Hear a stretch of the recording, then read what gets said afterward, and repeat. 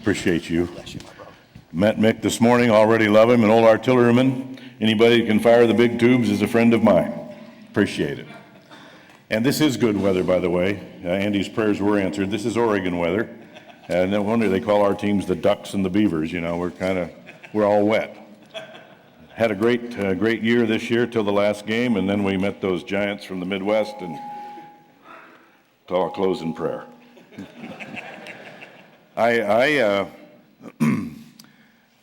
There's nothing I'd rather do on a Saturday morning than to be with a bunch of guys that are determined somehow to become serious about their faith in the living God.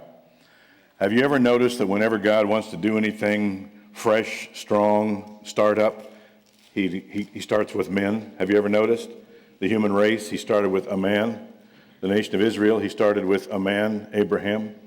The church, he started with a group of men. The Bible's full of illustrative material that says when men get it right, everybody wins. And when men get it wrong, everybody pays a price. So it's on us. Let me tell you just real quickly about my dad. He's 93.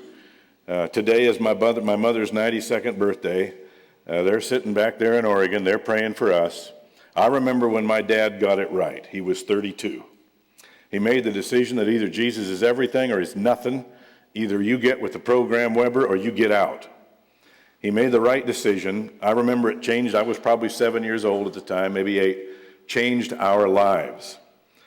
My mother didn't want anything to do with this religion stuff. I mean, good grief. She was from what we still facetiously call a cigar-chewing, beer-drinking, romping, stomping, tail-kicking outfit. And now her Byron had gone and got religion and had fallen in love with somebody else, albeit Jesus was his name. And over time, my father led her to the Lord. She's a cantankerous lady. She will tell you that. She's got a very quick mind. She doesn't miss a thing. And she's on top of everything, and usually me. You know, I was the firstborn, and she had only sisters and didn't know what this thing was called a little boy. So I was kind of at odds with Mom for a while. But I'll tell you what, she sat in front of our family here at a little, my folks have been married 73 years last week. And at the 70th anniversary, they had a little shindig, and we as a family paid some tributes to them. And my mother, with all of her capacity, said to the family, "You know me, and I know me, and you know what I'm like. And I just want to tell you, after 70 years of living with this, of life and living with this man, if there's anything good in me," then she choked up. She doesn't do that. She said, "I owe it all to him." Now let me tell you the rest of the story. My dad led her to Christ, led me to Christ, my sister to Christ, my brother to Christ, and today they have 36 direct descendants, 100% of whom walk with Christ today. That stuff doesn't happen by accident. It happened by starting with a man. And you and I have all the potential in the world here this morning. Man, can you realize what would happen to this section of North Carolina if we all started walking with Jesus? Things would change. It would change dramatically. Maybe over the course of this morning I can share some things about how it's changed me. I'm married to Linda, 49 years this summer. That's a miracle in and of itself. We can't believe it's that long. I grew up unsettled with my mom. She grew up with a father who was not a man. He was just a male. He abused my wife in every way a father could abuse a young girl, physically, mentally, emotionally, sexually. That has some residual damage. You know that. My wife should be a blubbering statistic. She's anything but, because she walks with Christ and she stands face to face with me in strength. I love her to pieces. But you can imagine, I'm here to give you hope this morning. Linda and I have taught on the Family Life speaker team on the theory that if we can have a meaningful marriage, anybody can have a meaningful marriage. I mean, she grew up with a father like that, determined subconsciously that she would never be dominated by another male. I grew up unsettled with my mother, determining unsubconsciously that I would never be manipulated by another woman. And then God brought us together and said, "Now work that out." What a world, what a life, what a strong thing. Lord, protect this house. I guess what I'm trying to say is there came a day in my father's life that changed all of our lives for the rest of eternity, because he stood before God and he chose that day whom he would serve, and it's never been the same since that day. And that's a good thing. I'm very grateful for it. So the power in this room, in the economy of God, if you and I surrender to him and choose him and salute him and present arms to him, as Paul says in Romans 6, this part of the world will never be the same. Let's close in prayer. No, that's not right, is it? We want to talk about protecting this house, warriors or wimps, vanilla men or biblical men. What does God want us to be? You know what he wants us to be.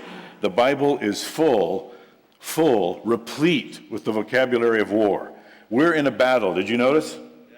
We're in a battle. Every single day of life is a struggle, a fight, a battle. It's some kind of conflict that stems from the evil one. You know that. He started it all, and we've been experiencing it ever since. And every bit of human pain, every bit of human disaster, every bit of anything that's not right in this world stems from that first battle with the champion of evil facing off with the first man. You know that. So whether it's a paper cut or a roadside bomb or a marital difficulty or a child in stress, all of that human disappointment stems directly from the great spiritual war that is cosmic in its scope. Satan hates God, and he's been at it ever since. And God's been saying, just keep bringing it on, little fella. I already read the end of the book, you see. But there's been this cosmic struggle. All of creation experiences the fruit of it. The planet is cursed, and this struggle is global in its proportion on this planet, all over the globe. Read one headline, pick any headline, and you'll see the battle in there somewhere. It's always there, and it's very personal in its impact.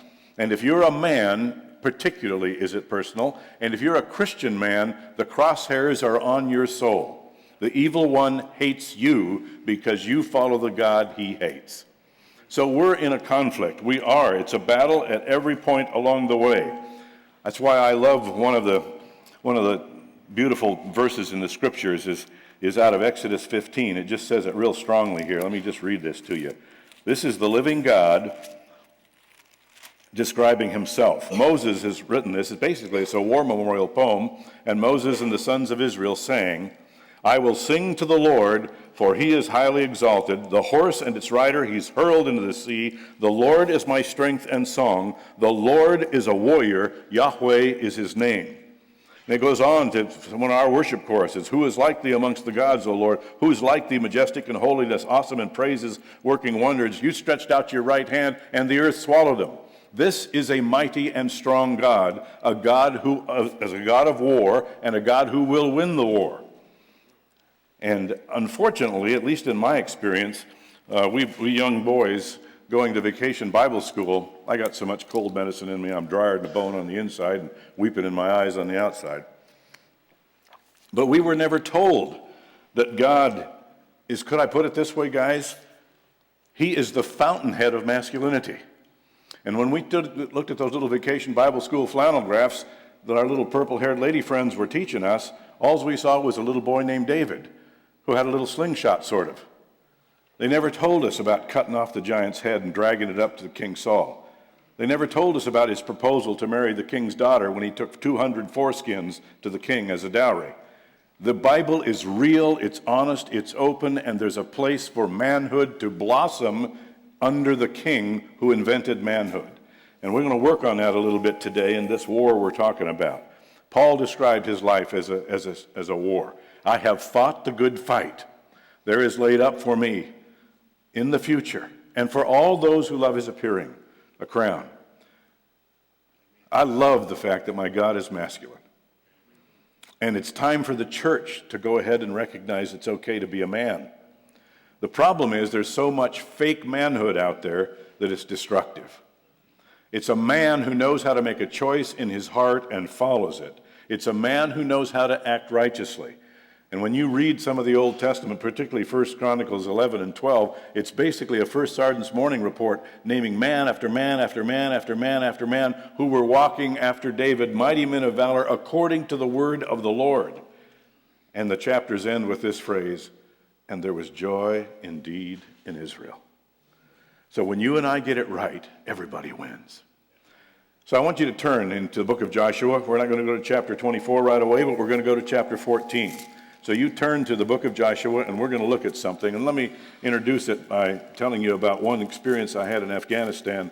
I got to go over there and be with the troops, and it was a glorious time. And the 10th Mountain Division was the major unit in country at the time. And the commanding general of the 10th Mountain Division, Major General Ben Frakely, was welcoming some of his guys into country, into the theater. And he stood before his men and he said this: I need 3 things from every one of you. I need you to be physically fit. You need legs and lungs. We're at 10,000 feet sometimes in 3 feet of snow. You need to be physically fit. He said, I need you to be tactically fit. The man on either side of you is utterly dependent upon the fact that you know what you're doing. And then he said, and most importantly, I need you to be spiritually fit. And if you don't know what spiritual fitness is, I invite you to have a meeting with me. And if you can't get to me, after all, it's hard to meet with 2 stars. But you get to your chaplain and you find out what spiritual fitness is. Because what he knew is this, that what takes place on the battlefield out here physically is only a reflection of what's here. It's what's in the chest, in the spirit, in the soul of the warrior that carries the day. It's not the particular weapon he carries. It's not necessarily the armament he wears. It's what he believes. It's what in his soul that carries him to win on the battlefield. Years before, another military officer, a 4-star general by the name of George C. Marshall, who was a brilliant man, you know that. He was chief of staff of the Army in World War II, put Eisenhower in his spot. Later became Secretary of State to rebuild Europe after the war under the Marshall Plan, a very bright man. And he said this: the soldier's spirit, the soldier's soul, the soldier's heart is everything. Now, either he was speaking hyperbolically or he meant what he said. I think he meant what he said. The soldier's heart, the soldier's spirit, the soldier's soul are everything. Unless the soldier's soul sustains him, he cannot be relied upon, and he will fail himself, his commander, and in the end, his country. It's what's inside that carries the day. We're going to see that in this discussion in Joshua chapter 14. Here are these 2 old battle-worn warriors, Joshua and Caleb, who have been at it for over 40 years together. And they're having a conversation. I pick them around the campfire. Before the next morning, they kick off to the line of departure on a maneuver that's probably going to be one of their final ones, because they've already taken the north and the south, and the only thing that remains are the large obstacles in the middle, the hill country with the fortified cities occupied by the Anakim, the sons of Anak, who are giant men in stature. And they're about to face them off. And in Joshua chapter 14, the Bible says this, verse 6. Then the sons of Judah drew near to Joshua in Gilgal, and Caleb the son of Jephunneh the Kenizzite said to him, you remember the word which the Lord spoke? There's a phrase there we need to pick up. You remember. He's recalling some history. Which the Lord spoke to Moses, the man of God, concerning you and me. There's another world of meaning for soldiers about standing beside each other. You and me, Joshua, in Kadesh Barnea. I was 40 years old. Now think about it. He was on the 1st Special Forces A team, 12 guys running recon way behind the lines at age 40. That's a man. To do that at 40 is something. You can't get through Ranger School at 40. Some guys have pushed it to 36 and 37, but you can't do that. This guy's still running recon at 40. I was 40 years old when Moses, the servant of the Lord, sent me from Kadesh Barnea to spy out the land. And I brought word back to him, and here's the big phrase, I think, in this particular part of the chapter, as it was in my heart.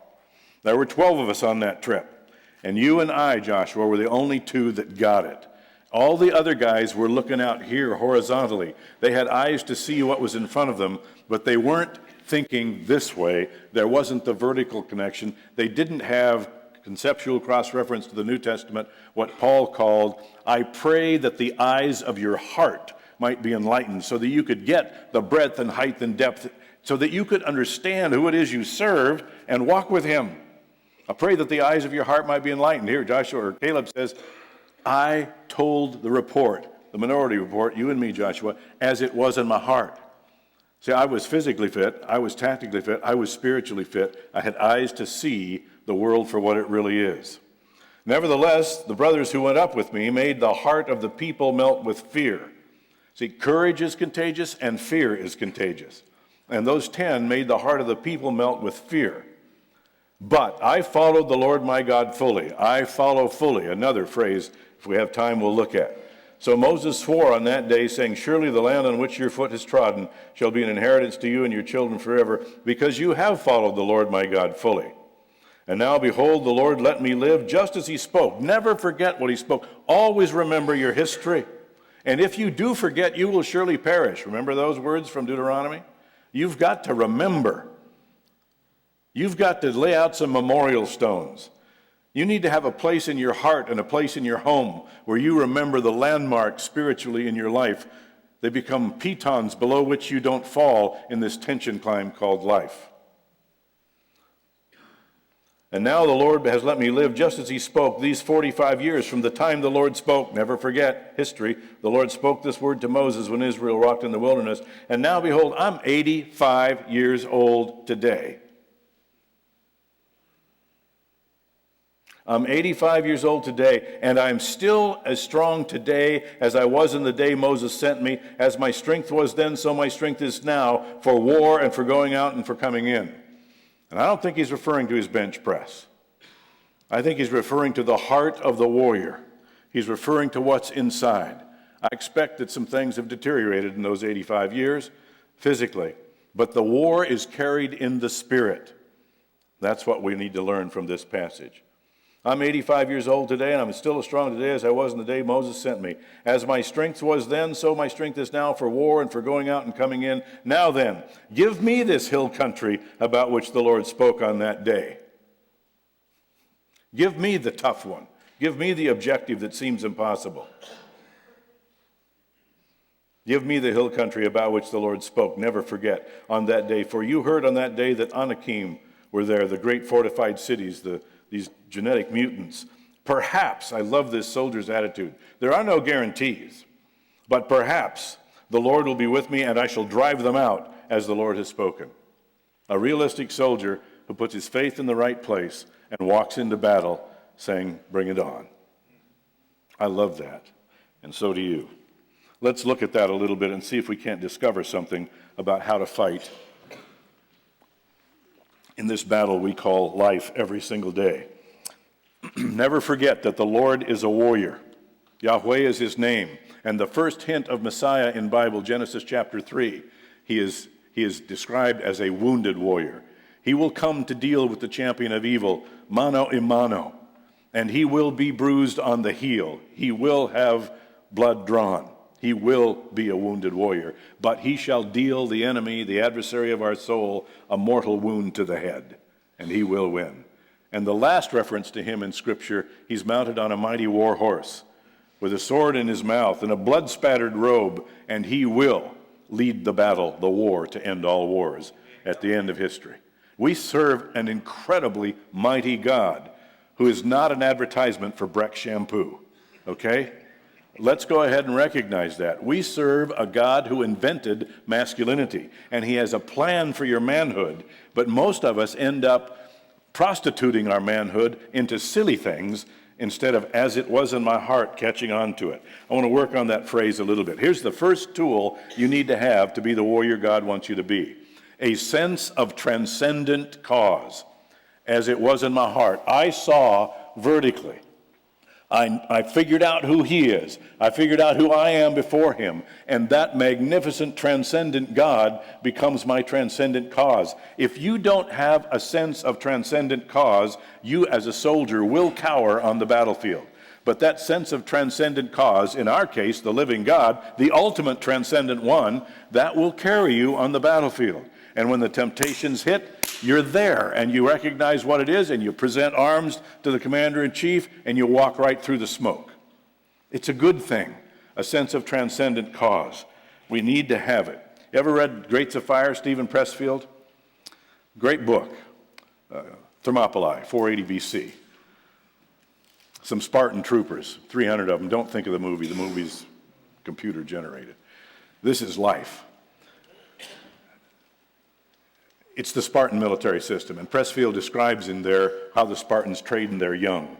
Every 14-year-old young boy in Sparta was assigned a mentor, a seasoned warrior who knew what it was to go to battle. And they would train their 14-year-olds for the protection of the city. Protect this house.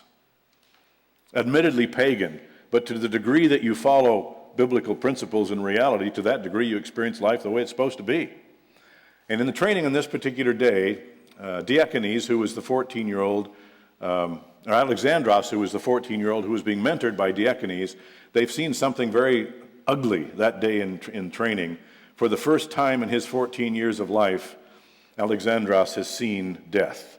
One of the 14-year-olds died in a training accident. And as they're reviewing the day, Diakonis' mentor, Alexandros' mentee, if that's a word, they're having a conversation about life and death and sacrifice. And Diakonis says to Alexandros, if I thought this body, this flesh, this life was mine, I could not advance a pace into the face of the enemy. But it's not mine. It belongs to my wife, to my family, and to our city. Now that's all he knew was a horizontal perspective, but even that he had shaped in terms of something larger than himself, a sense of transcendency. It was larger than himself. You've got to have that to be the soldier you want to be. You have to know who it is you serve. You have to know when all those things come blasting in on the battlefield where the keel is that stabilizes you in the middle of the confusion and chaos of combat at every level, whether it's spiritual in your face or in your heart or physical on the street. I read a book not too long ago, a couple of years ago, I guess, written by a Vietnam vet who was a young Marine lieutenant. I wish I had time to tell you the whole story. Carl Marlantes grew up in Oregon. At least there's two patriots up there, and it's the left coast. And Marlantes grew up in Oregon, in Seaside High School, graduated a National Merit Scholar, went to Yale University as a National Merit Scholar, took the Marine Corps Platoon Leaders course. Any Marines in here? There's a couple. There's 1, 2, 3. Yeah, there's Marines everywhere. Good. We love the Marines.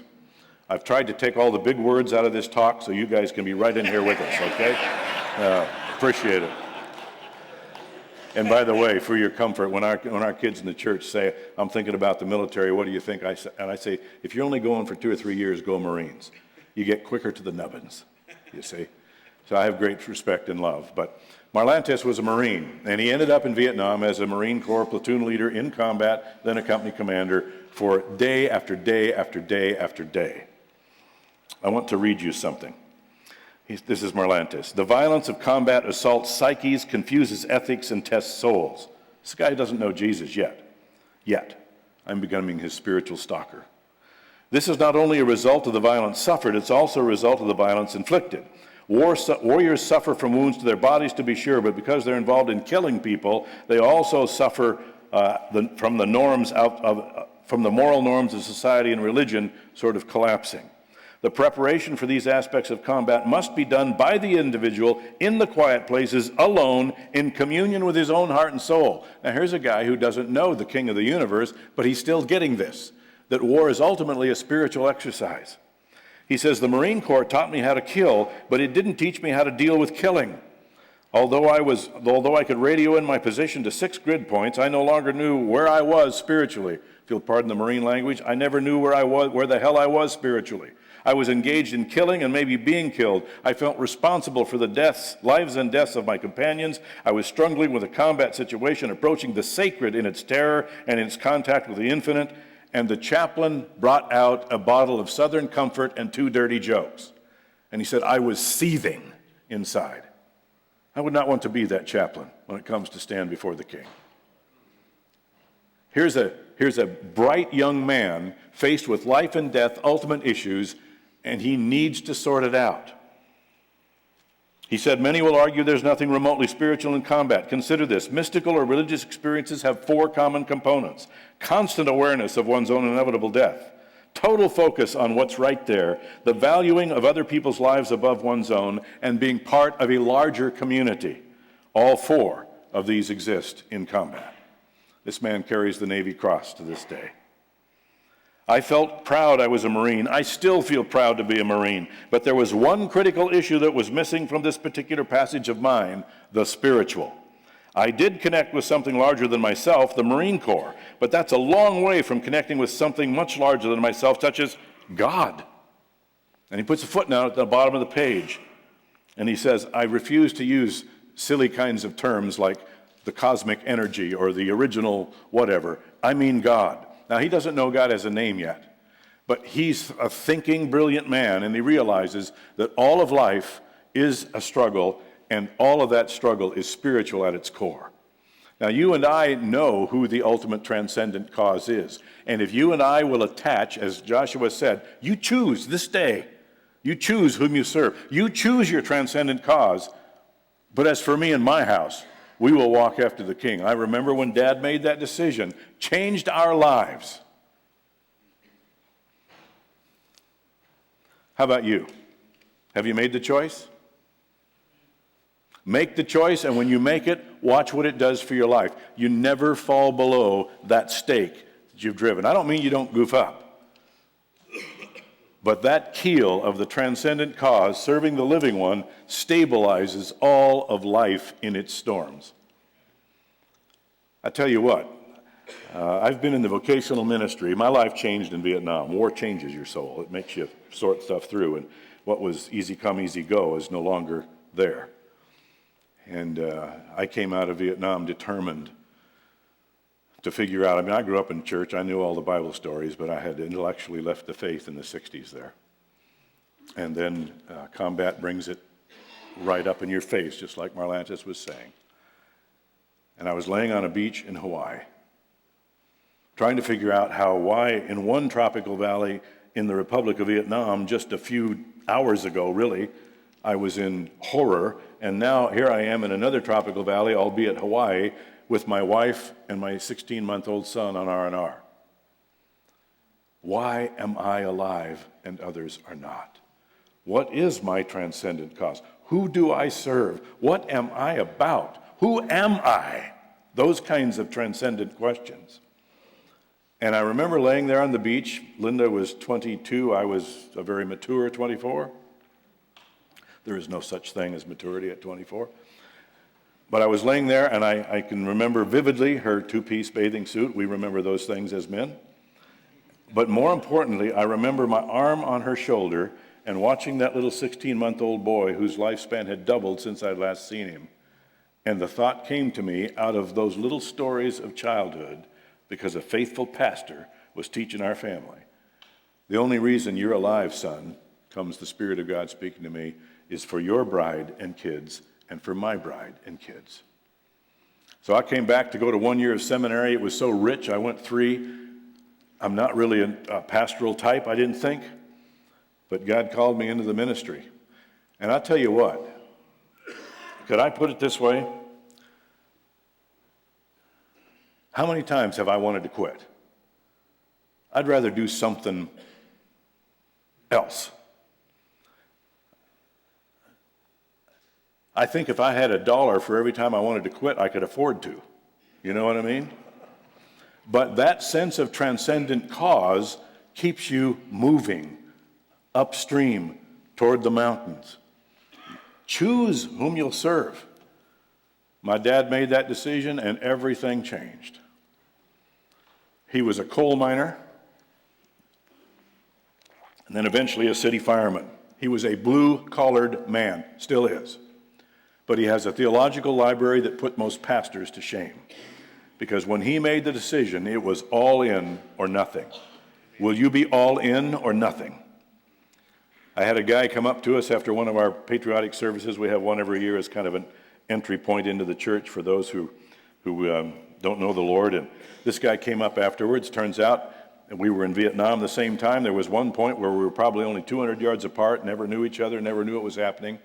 He was with SOG. He was with the real Berets in Cambodia and Laos and all. And he came up to me and said, this is the way the Berets do it. You got to help me get God in my life. That was his response to the invitation. I love him. So we met for some weeks, and he was ready to accept the Lord. I put him with a couple other guys discipling, and he called me one day. He said, okay, Stu. I said, I believe Jesus is who he said he is, just like you said. And I know I am who he said I am. I mean, I know I'm a sinner. And I'm ready to make that commitment. You know the Berets. We're either all in or we're not in at all. So I got one question left. I said, let's go to lunch. And I'm expecting some erudite question, because he's quite a thinker. He's a very capable man. And after we had some small talk, I said, well, Mike, what's your question? He said, well, I'm all in if I make this choice. Choose you this day whom you'll serve, But here's my question. If I give my life to Jesus, do I have to give up my guns? And that was just about my response. I said, oh, Mike, I certainly hope not, because I got to go repent then a whole bunch of times. I said, where in the world did you get that idea? He said, well, when I was working in my secular job with the Forest Service, I remember 25 years ago, a guy came to Jesus, and the first thing he did was sell his guns and send the money to missionaries. I thought maybe it was a prerequisite. But the point is, he was thinking. He was thinking all the way through, and he was either all in, choose you this day whom you'll serve, or he wasn't in at all. That's the only way to go. And when you get that sense of transcendent cause and it settles down in your heart, you are there. You're where you want to be. That's what we need to do, guys. So I'm hopeful that you could evaluate Jesus Christ and not just stand on the edges of his assembly, but get in formation and stay tight, shoulder to shoulder, and move ahead together, man with man with man, toward the man who invented manhood. It'll be a good thing. Satan doesn't want you to do that. You will find all kinds of opposition. You'll find 1,000 reasons not to. None of them are any good. You choose whom you'll serve. Jesus, the King of the universe, or yourself and the adversary of your own soul. You choose, because that's what will carry the day in your heart. Now, there's a second thing I want you to look at here with me real quickly. Did you notice all the references to the past, to history? That's part of how you sustain yourself. When you're part of something larger, transcendent cause, you put certain things in your memory and you walk there. You need to do that personally. If you read the Bible carefully and accurately, you'll know that you were formed in your mother's womb. You were knit together fearfully and wonderfully, and every chromosome and every genetic characteristic that's part of your DNA is no accident. You are utterly unique before the living God. You need to remember that. And you need to remember how he put you in that family. It was no accident that my little grandpa, a little batty rooster fighter, married my grandma. And I bear them in my bones. My grandma Weber was a giant amongst women. She was a concert pianist who married an orphan boy, my grandpa, who didn't know he even had a back of his neck he had to scrub. And this elegant, masterful, beautiful woman married this scruffy little battling orphan boy who didn't know anything about life. And she raised him along with the children without ever him losing his dignity. And so we take our name from Grandpa happily and proudly. The two of them started a little church in the coal mining town when Grandpa came to Jesus. And it's still there, almost 100 years old now. In fact, it is 100 years old. No, just a couple more years. But what a legacy. We say, West Point may have its long gray line, and we're very proud of that, but our family has a long rose line. That was my grandmother's name. God can use any of us, man or woman, male or female, to do his will. But when my grandpa came to Jesus, he came to know Jesus, and he bought 4 books. He was a coal miner who never went past 8th grade, I don't think. And I've got all 4 books. We'll put them right up here in this spot in our home so that my grandchildren can see who they are. They're part of a heritage that grows out of faith in Christ. And we try to remember. That's what he says over and over again. Remember, remember, remember. So here's the second thing you need, a settled memory. You not only have a sense of transcendent cause, you have a settled memory. You know who you are. You remember Lion King? How many of you saw that? Probably with your grandchildren. That's the way it was for me. And I was sitting beside my oldest grandson, who was then probably 4 or 5 years old, and we were going to watch Lion King. He'd already seen it, and we were going to watch it on the video there at home. And I said, hey, because he was scooting real close, is this a scary movie? And his little personality changed. The warrior came out, and he said, Scar is an evil lion, and when he shows up, I'm going to shoot him. And he ran and scrambled off the couch, looked for a gun. He had to settle for a little green plastic golf club, and then he waited there for Scar to show up. But you remember that movie? The whole thing turned on one scene. Here was this glorious, luxurious kingdom where all was right with the world because the king was in rule, and like he should be, and then he was met by the adversary. There was all that plotting. The king died, and now the young boy's without a father, and he's lost himself, and he's wandering in a wilderness of depression of his own making out there. And he comes one day to the pool of reflection, and he's sitting at the pool, and he looks down into the water, and he sees the stars of the night reflecting, and he hears the voices of the fathers. And they're saying, remember who you are. You are the child of the king. Remember who you are. I'll never forget when my grandpa told me I was a Weber boy for the first time. I was just a little Tucker. If we have time next hour, maybe I'll tell you that. But you need to have a settled memory. Remember who you are. The old proverb goes something like this. If you dwell in the past, you lose an eye. If you forget the past, you lose both eyes. Look at our country. We've forgotten where we came from. We've forgotten who we are, and we're blind as a bat, and we're about to step off the edge of a cliff. And your grandchildren are going to pay the price, and I don't mean the debt. The debt's the least of our worries. The economic debts are just a physical, visible symptom, evidence of the actual problem which is in here. Because life lives in the heart. It's always the sense of transcendent cause, and our nation doesn't have one anymore. Our forefathers fought for freedom because even if it wasn't a freedom in Jesus Christ, though there was incredible influence in those days, there was still a sense of transcendent cause with freedom, which is a spiritual reality which Jesus personifies. But we need that sense of transcendent cause, and we need that settled memory. That settled memory is like an anchor. I'm not a Navy guy, but I've seen an aircraft carrier. I've been on one, and those anchors are rather large, aren't they? 60,000 pounds apiece, two of them, connected to the ship with a 1,000-foot cable, each link of which is 365 pounds. And the sole purpose in this day of enormous technology is still an old piece of steel stuck, anchored to keep you from drifting. You need that in your life, a sense of settled memory. You need to be a rememberer. Your home needs to be full of indicators of spiritual memory so that the children and the grandchildren and the great-grandchildren see they're part of something larger than themselves too. You need to be a man who is a teacher, a mentor, and you need to have that settled memory yourself. So many things. And you need a sense, thirdly, of personal intensity. We'll only do these three. A sense of transcendent cause, a settled memory, and a personal intensity. And the personal intensity in this passage, you see in that little phrase, I followed the Lord my God fully. Followed fully, a compound verb that was so strong in its intensity that it became a euphemism for hunting. If you've ever followed a blood trail that was long, if you've ever followed any kind of a trail it takes total focus to follow it. It can't be distracted. It can't be strolling around. It's got to be focused on what you're following. Followed fully.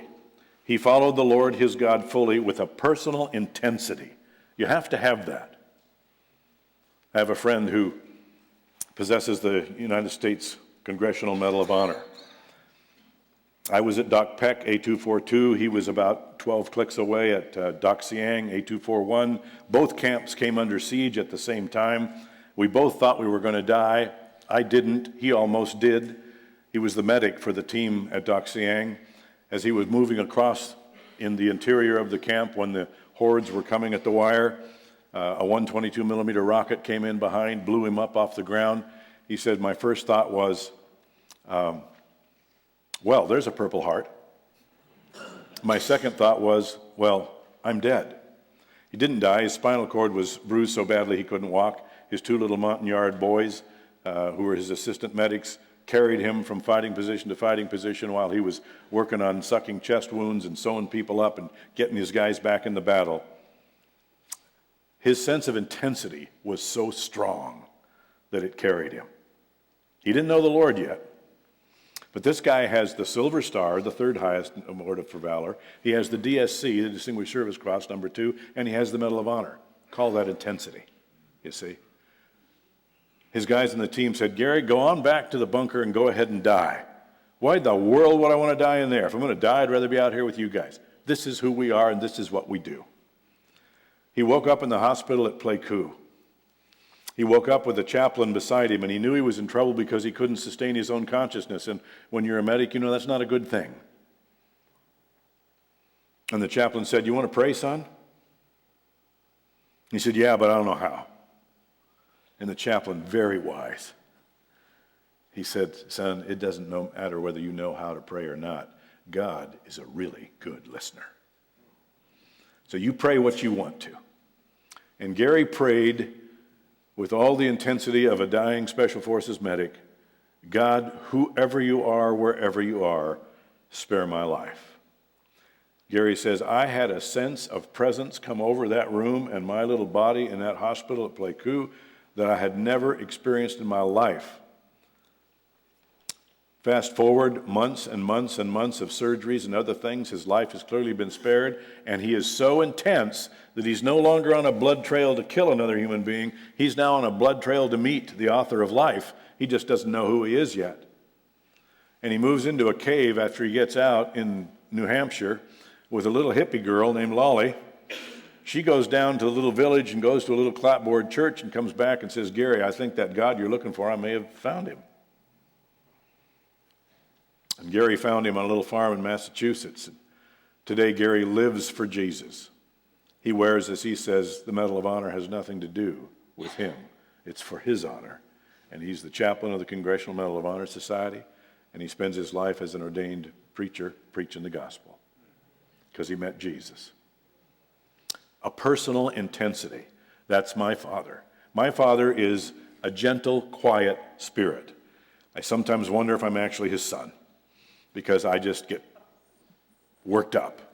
My dad doesn't ever get worked up, except a couple times he came after me when I was a kid.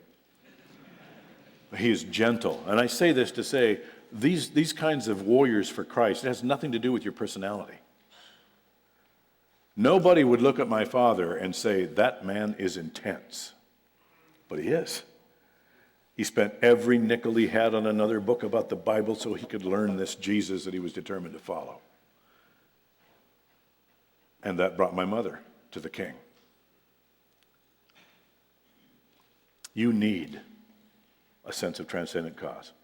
Jesus the Christ, the ultimate transcendent one. And you need a settled memory to know who you are in Christ, to walk with him, to withstand the fiery darts of the evil one. And you need to be personally intense about it. Dad's intensity, my childhood memories of my father when he made that decision are sitting at the living room table, the dining room table, while the rest of us are laying around doing whatever, and he's got books spread out all over the dining room table and his Bible open in front of him. And today the kids at church call him Solomon, and they want him to come into their classes at the little church school and answer Bible questions. And he's a coal miner. That, men, is the normal Christian life. And it changes everything. The men got it right, and there was joy indeed in Israel. We close in prayer. Father, I thank you for these men who've given up a Saturday morning. I even thank you for the weather, like Andy said, that keeps us here and not wandering, and it intensifies our focus. So I pray, Lord, that where I've said something that's consistent and faithful with your word and your intentions this morning, you would drive it so deep in every one of our hearts that we have to respond to you. If I've said anything that's not consistent with your intentions, blow it away like so much chaff. But I believe with all my heart that these things are in your word and you want them in your men. And I pray that you would use this morning to that end. In Jesus' strong name, amen.